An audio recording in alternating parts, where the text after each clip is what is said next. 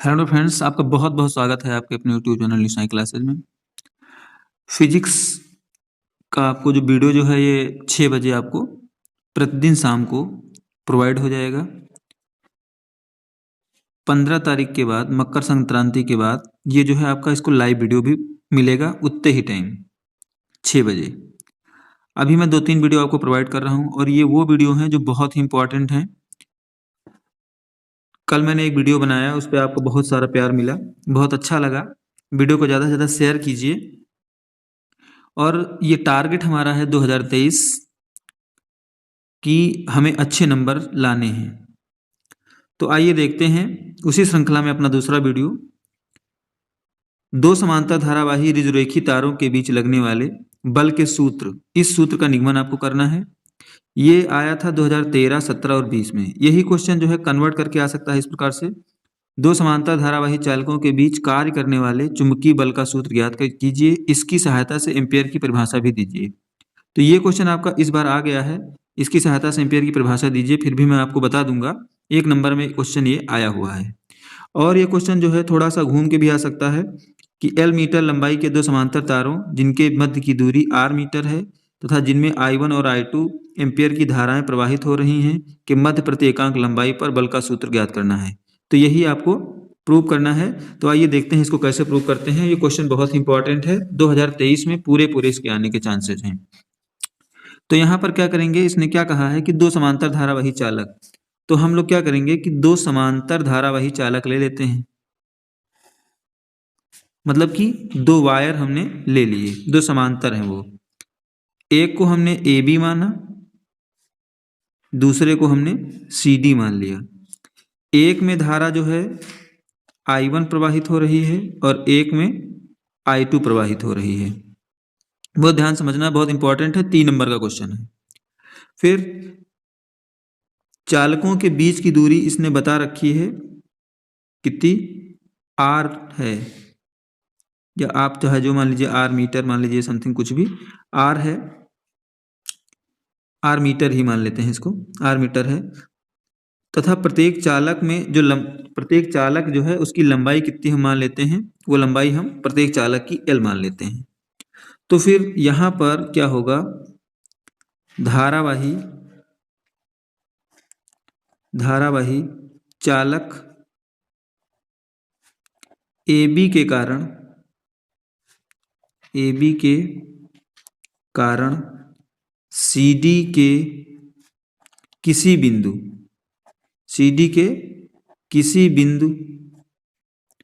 पर चुंबकीय क्षेत्र की तीव्रता, धारावाही चालक AB के कारण, इसके कारण CD के किसी भी बिंदु पर चुंबकीय क्षेत्र की तीव्रता। तो हम यहाँ पर मानते हैं कि यहाँ पर क्या है, B1 है, और यहाँ पर मान लेते हैं हम कि यहाँ पर B2 है। यहाँ पर चुंबकीय क्षेत्र आपको ज्ञात करना है।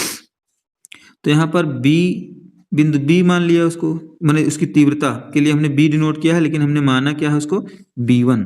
तो ये क्या हो जाएगा आपका, म्यू नॉट I1 अपान, इसको हम मान लेते हैं 2 पाई R।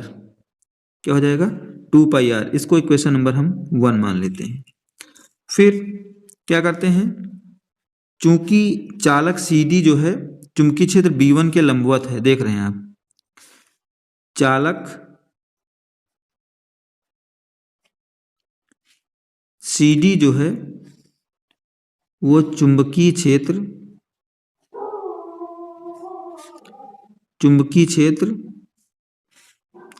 B1 के लंबवत है, B1 के लंबवत है। ये देखिए B1 के क्या है, ये लंबवत है।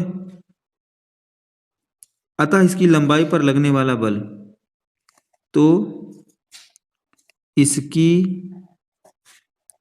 लंबाई पर लगने वाला बल जो होगा वो आपका हो जाएगा F बराबर I2 LB1। 90 है तो साइन 90 हो जाएगा, लंबवत है तो साइन 90 रख लेंगे। अब यहाँ पर इसको जब सॉल्व करेंगे तो F बराबर आपका आ जाएगा I2 L B1, क्योंकि यहाँ पर साइन 90 की वैल्यू हम रख देंगे जो कि 1 होती है। ये कर दिया। अब उसके बाद ये आपका समीकरण नंबर हो जाएगा 2। अब यहाँ पर क्या करेंगे, समीकरण 1 व समीकरण 2 से, समीकरण 1 व समीकरण 2 से हल करेंगे। तो यहाँ पर क्या करेंगे आप देखिए, F बराबर I2 L B1 की वैल्यू वहाँ से उठा के यहाँ रख देंगे, तो ये हो जाएगा म्यू नॉट I1 अपान में R। अब इसको जरा और सॉल्व करते हैं, तो ये आपका क्या हो जाएगा, F इज इक्वल टू क्या हो जाएगा यहाँ पर, म्यू नॉट और क्या होगा यहाँ पर फिर I1 I2 हो जाएगा। क्या हो जाएगा, I1 I2। यहाँ पर हमें क्या रखना था, इसका मान 2 पाई आर रखना था, तो म्यू नॉट अपान 2 पाई हो जाएगा। और उसके बाद में क्या करते हैं, I1 I2 को एक पास में करते हैं, I1 I2 और ये आपका L हो जाएगा। तो ये हो गया। अब उसके बाद देखिए इसको क्या करेंगे, अब यहाँ से इस L को अगर हम इस साइड ले आए, यहाँ पर ला सकते हैं, F upon L is equal to mu not upon 2 pi I1 into I2 upon में, यहाँ पर देखिए आपका R बच गया था, तो यहाँ पर R लिख देंगे और ये आपका R। तो ये डेरिवेशन आपको करना था। ये आपका जो है डेरिवेशन जो है पूरी तरह से वो क्या हो गया है, कंप्लीट हो गया है। और ये बहुत ही इम्पोर्टेंट डेरिवेशन है, बहुत ही इम्पोर्टेंट डेरिवेशन है ये। और इस बार जो है इसके पूरे चांस हैं आने के। आप कह रहा था कि इसकी एम्पियर की सहायता से एम्पियर की आपको परिभाषा देनी है। तो एम्पियर की परिभाषा जो है आपकी आ चुकी है, लेकिन हम बता दे रहे हैं कि इसकी परिभाषा आपकी कैसे आप करेंगे। तो यहाँ पर क्या करते हैं कि I1 अगर बराबर I2 और इक्वल टू ये 1 हो जाए, मतलब कि दोनों धाराएं जो हैं समान हो जाएं और R जो है वो क्या हो जाए, मीटर में रहे। तो यहाँ से आप क्या करोगे, यहाँ से जब इसकी वैल्यू जब रखोगे तो ये हो जाएगा F upon L equal to mu not upon 2 pi, और I1 I2 की जगह पर आप जब इसकी वैल्यू रख दोगे तो कितना हो जाएगा, यहाँ पर अगर इनकी वैल्यूज रख दी जाए, ये रख दी जाए पहले I1 I2, ये सूत्र है आपका अपान R। तो यहाँ पर क्या हो जाएगा, म्यू नॉट अपान 2 पाई की वैल्यू हो जाती है, इसका होता है 2 इंटू 10 टू पावर माइनस का 7, क्योंकि म्यू नॉट अपान 4 पाई का मान 10 टू पावर माइनस 7 होता है, तो ये 2 इंटू 10 टू पावर माइनस का 7 हो जाएगा।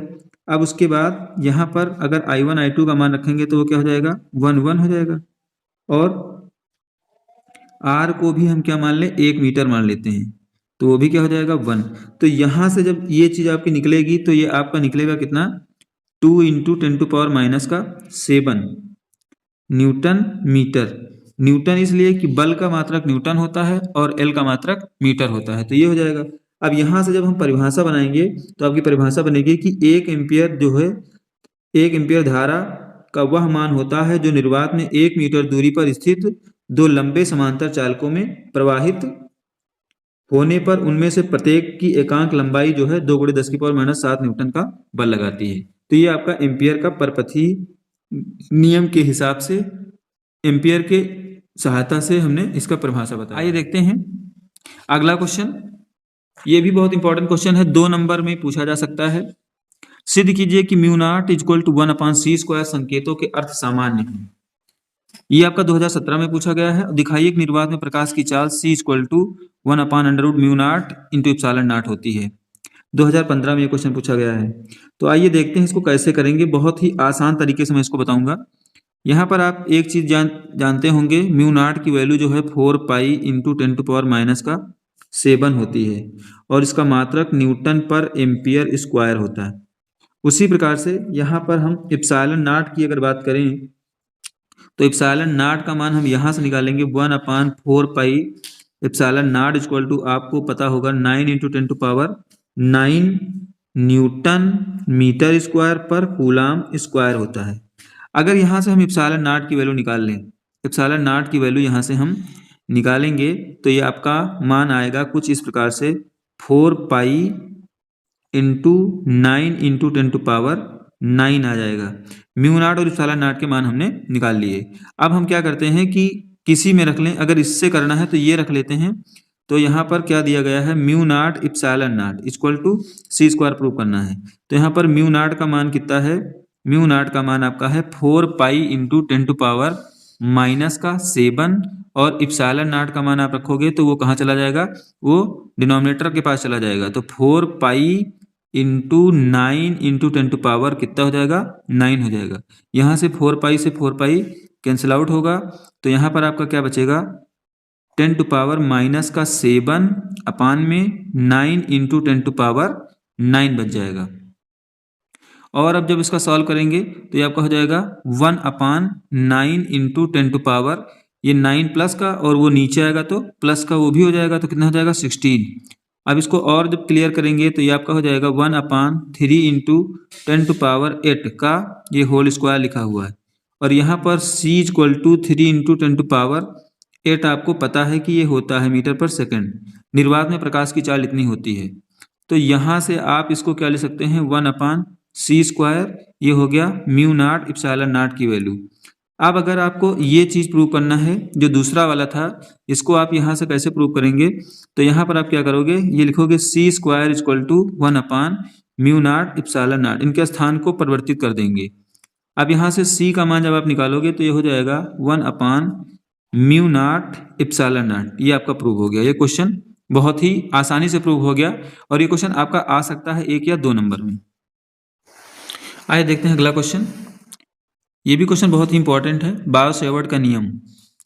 ये जो है 2013, 14, 17, 19 और 22 में पूछा गया है। किसी धारावाही चालक के कारण उत्पन्न चुंबकीय क्षेत्र के संबंध में बायो-सेवर्ट के नियम का उल्लेख।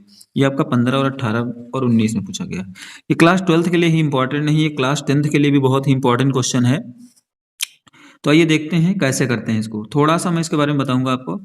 जब किसी चालक तार में, यहाँ पर है कि जब किसी चालक तार में धारा प्रवाहित की जाती है, एक ये चालक तार है, ये चालक तार है, इस तार में धारा प्रवाहित किया जाता है तो उसके चारों ओर जो है चुंबकीय क्षेत्र उत्पन्न हो जाता है। ये ओस्टेड का प्रयोग है। फ्रांस के वैज्ञानिक बायो तथा सेवर्ट ने, ये दो नाम है, बायो और सेवर्ट, एक ही नाम नहीं है, दो नाम है।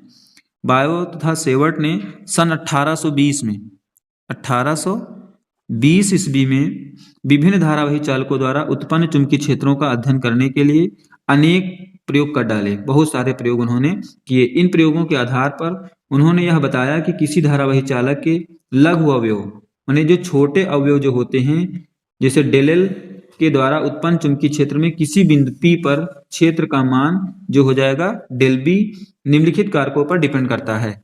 तो आइए करते हैं डेरिवेशन। तो यहाँ पर एक मैं बहुत आसान सा तरीका आपको बताऊंगा इसको करने का। इसका जो सूत्र होता है वो क्या होता है, डेल B बराबर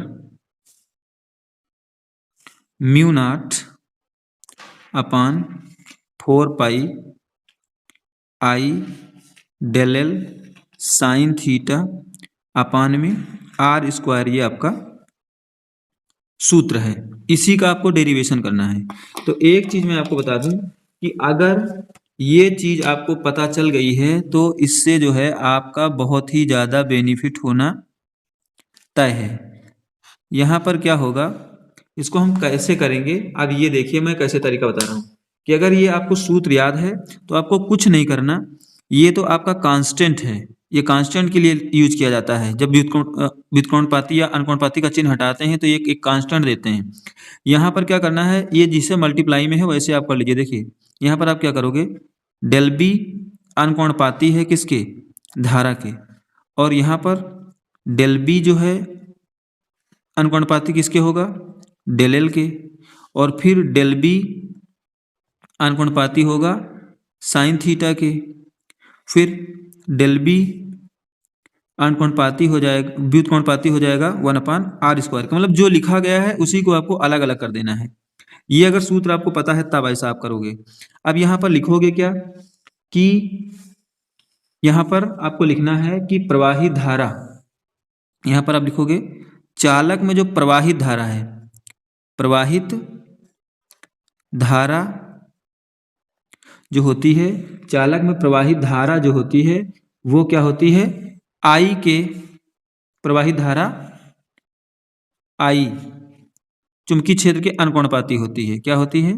धारा I अनुक्रमानुपाती होती है, क्रमानुपाती होती है। ये आपको लिखना है।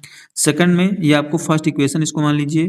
दूसरे में आप लिखोगे कि आंशिक लंबाई के चुंबकीय क्षेत्र जो होती है चालक के उस अवयव की लंबाई डेल एल के अनुक्रमानुपाती होती है। तो यहाँ पर आप लिख दोगे कि चुंबकीय क्षेत्र की तीव्रता जो होती है आंशिक लंबाई के अनुक्रमानुपाती होती है, अनुक्रमानुपाती होती है। और यहाँ पर आपको एक शब्द जोड़ते जाना है कि चुंबकीय क्षेत्र, ये क्योंकि चुंबकीय क्षेत्र है, चुंबकीय क्षेत्र की तीव्रता आंशिक लंबाई के अनुक्रमानुपाती होती है। फिर यहाँ पर लिखोगे आप कि चुंबकीय क्षेत्र की तीव्रता जो होती है वो कोण की ज्या, साइन को हिंदी में ज्या कहते हैं, ज्या के अनुक्रमानुपाती होती है, अनुक्रमानुपाती होती है। अब इसमें क्या लिखेंगे? चुंबकीय क्षेत्र की तीव्रता जो होती है दूरी के वर्ग के व्युत्क्रमानुपाती होती है, दूरी के वर्ग के व्युत्क्रमानुपाती होती है, व्युत्क्रमानुपाती होती है। अब यहाँ पर एक बात आपको समझ में आ रही होगी कि यहाँ पर मैंने अनुक्रमानुपाती लिखा है, यहाँ पर व्युत्क्रमानुपाती क्यों लिखा है? जब ये व्युत्क्रम की तरह है यानी कि अपान में जब रहेगा तो वो व्युत्क्रमानुपाती हो जाएगा। अब क्या करेंगे? ये सारे आपके जो समीकरण बनाए हैं आपने 2, 3 और ये 4 जो समीकरण आपने बनाए हैं, इन समीकरणों को आप एक ही में मिला देंगे। तो डेल बी बराबर आपका हो जाएगा आई डेल एल साइन थीटा और अपान में आर स्क्वायर। अब इसका चिन्ह आपको हटाना है। तो जब डेल बी का चिन्ह डेल बी है और अनुक्रमानुपाती का चिन्ह जब हटाओगे तो आप एक कांस्टेंट जोड़ दोगे, mu not upon 4 pi into I del L sine theta upon में आर स्क्वायर, और यही आपको करना था डेरिवेशन। अब यहाँ पर क्या होता है, जो म्यू नॉट होती है, म्यू नॉट को क्या कहते हैं? चुंबकशीलता कहते हैं, निर्वात की चुंबकशीलता इसको म्यू नॉट को कहते हैं। और म्यू नॉट अपान 4 पाई का मान जो है इस प्रकार से होता है, म्यू नॉट अपान 4 पाई, इसका मान 10⁻⁻7 होता है। कितना होता है? 10⁻⁻7 होता है। ये आपको याद रखना है। और इसका मात्रक की अगर बात करेंगे तो ये न्यूटन पर एम्पियर स्क्वायर होता है। अभी अगले डेरिवेशन में मैंने इसको आपको बताया हुआ है। तो ये आपका जो है हो गया है। अब इसके बाद में कभी कभी आ जाता है कि हमें क्या करना है, इसके मात्रक वगैरह आपको निकालने के लिए आ जाता है, तो इसके मात्रक वगैरह आपको याद कर लेना है, या मैं उसको 50 क्वेश्चन का एक वीडियो बनाऊंगा जिसमें आपके लिए एक एक नंबर के सारे क्वेश्चन होंगे, उसको आपको देख लेना है। वीडियो को देखिए ज़्यादा से ज़्यादा और वीडियो को शेयर भी करते रहिए।